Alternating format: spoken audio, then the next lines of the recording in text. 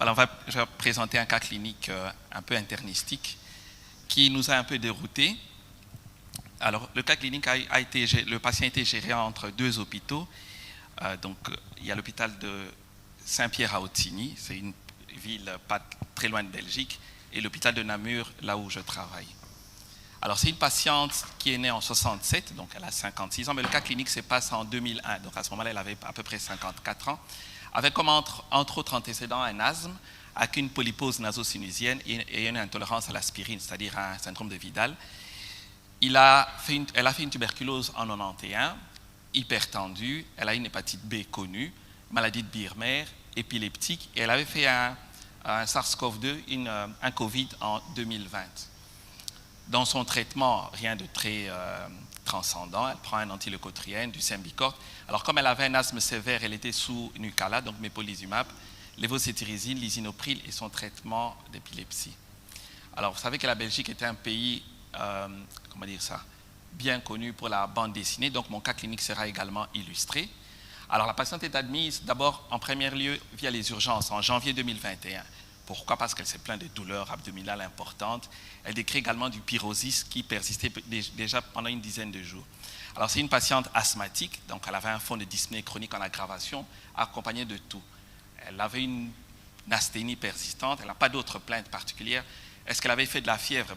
Difficile de dire. Elle dit oui, mais elle n'a pas vraiment pris sa température, donc on n'a pas vraiment la preuve si elle avait fait de la fièvre ou pas. Pas d'autres plaintes particulières. Alors comme Tintin, là, on a commencé à courir derrière le cas clinique. À l'examen clinique, qu'est-ce qu'on perçoit?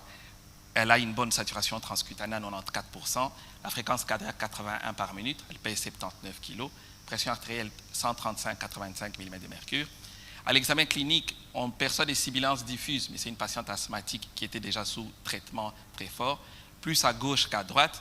Et alors, on a une hypoventilation à la base droite, abdomen diffusément sensible. C'est entre autres pour ça qu'elle était venue. Alors, comme Tintin qui est là, on s'est dit, tiens, on va un peu examiner ce cas de manière minutieuse. Et Milou qui nous dit, et alors quoi, on ne peut plus s'amuser maintenant? On fait la radiographie de thorax, Bardaf, qu'est-ce qu'on voit? On voit un épanchement pleural à droite. Donc, comme dirait le Dupont, je dirais même plus, un épanchement pleural à droite, effectivement. On a fait un scan pour aller un peu plus loin dans les investigations. Le scanner confirme effectivement un épanchement pleural à droite. Le poumon n'est pas si mal, mais bon, il est un tout petit peu infiltré, mais rien de transcendant. On fait un scanner abdominal, comme la patiente disait qu'elle avait mal au ventre. Et là, le radiologue nous dit, ah, le gars, attention, regardez au niveau du côlon, regardez au niveau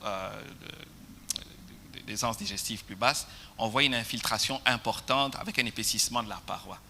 Donc là, ça commence à devenir un peu plus intéressant. On fait une prise de sang.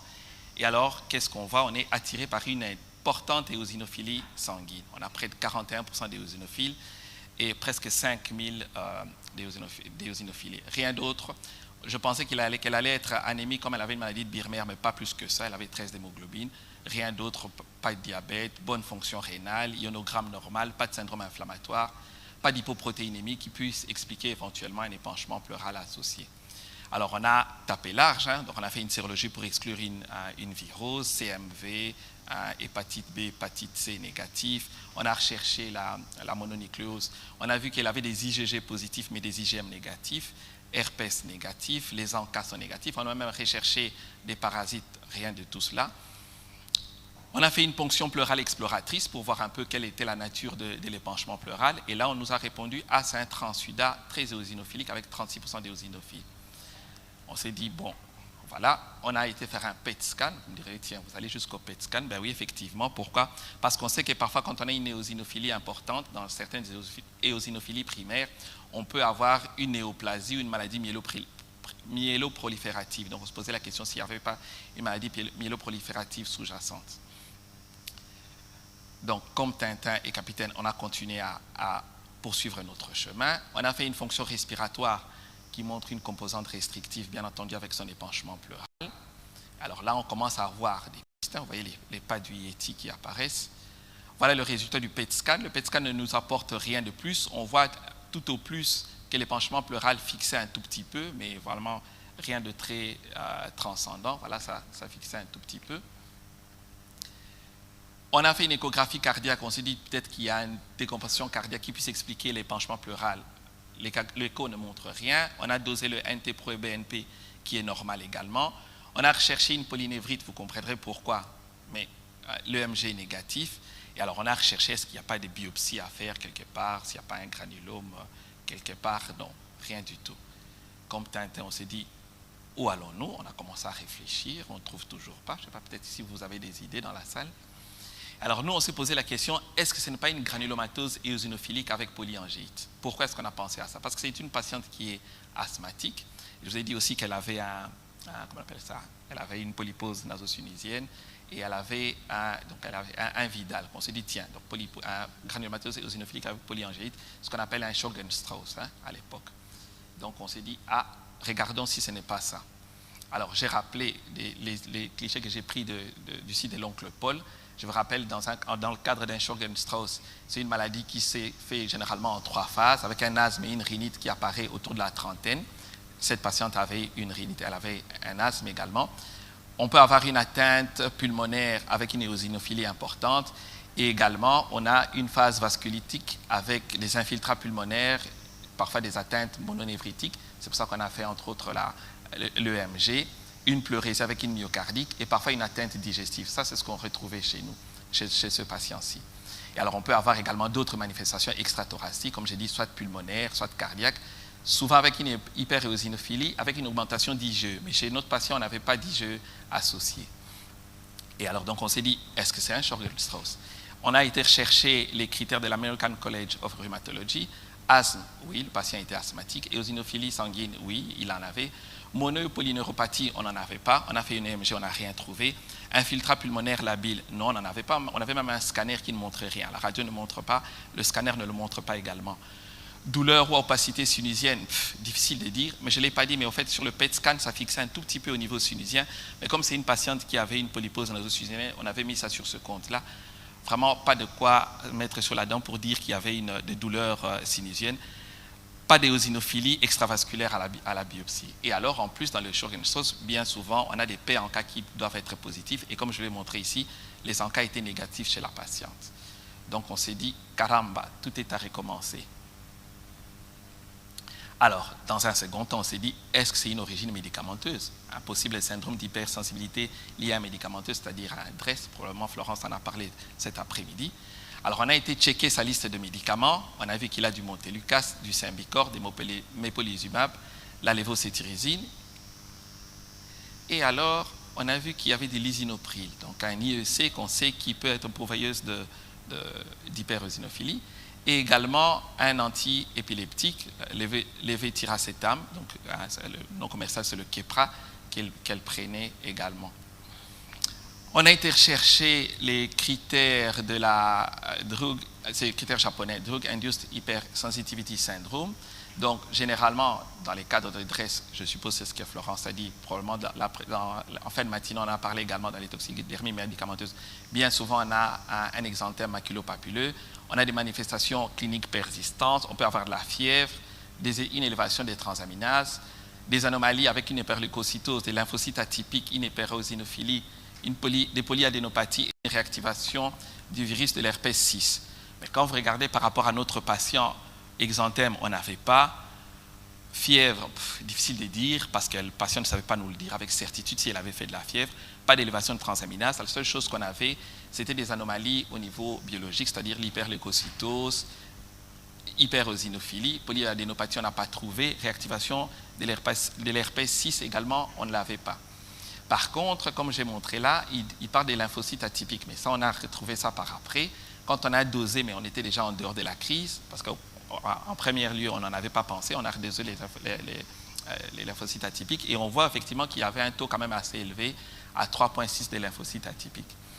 Et alors, quand vous regardez le bilan qu'il faut faire en cas de DRESS, donc formule sanguine complète, on avait fait, recherche des BV de l'herpès 6, on l'avait fait qui était négatif, pas de transaminase majorée, créate normale, sédiment, il n'y avait rien, pas de trouble de la glycémie ou de lipase.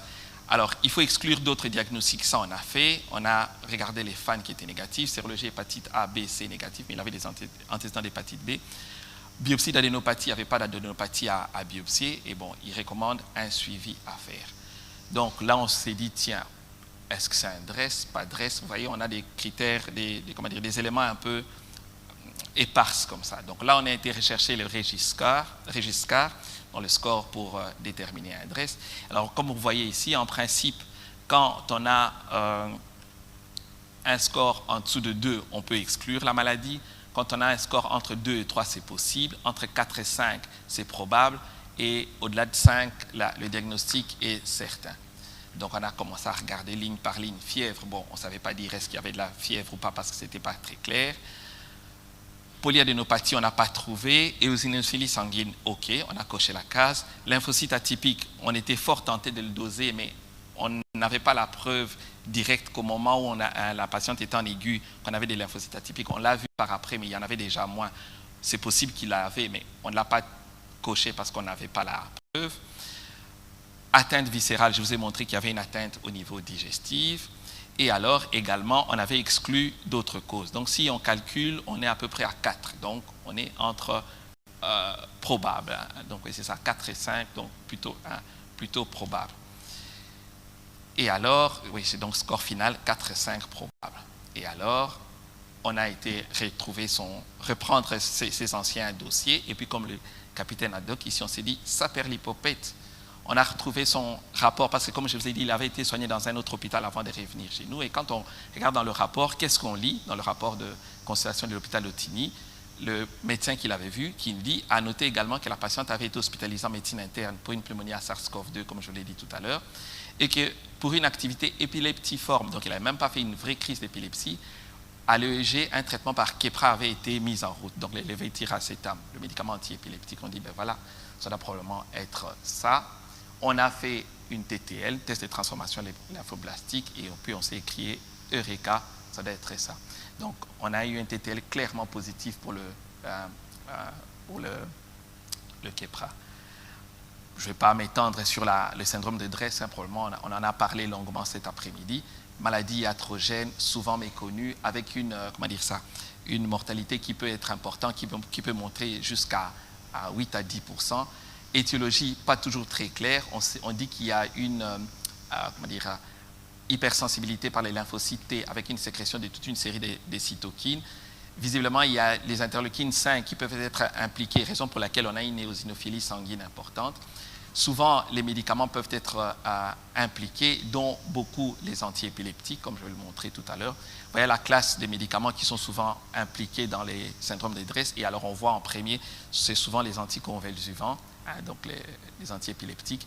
Et il y a également quand même les antihypertenseurs, dont les IEC, et certains antimicrobiens également qui peuvent être impliqués. Alors, qu'est-ce qu'on a fait? Comme on avait notre TTL qui était positif et qu'on n'avait rien d'autre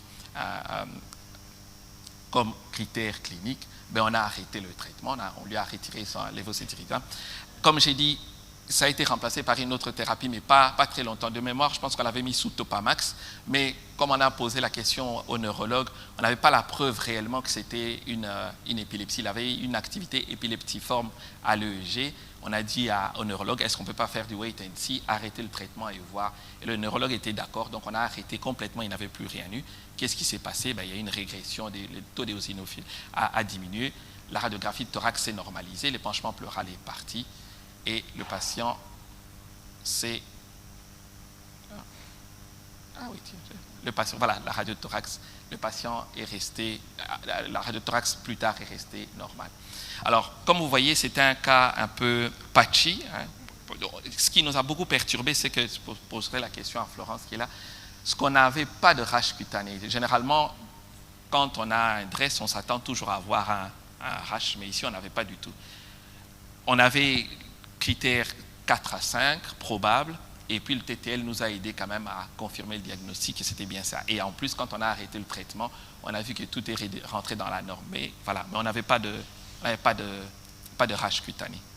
Voilà. Ah, j'ai tenu mon temps. Très bien.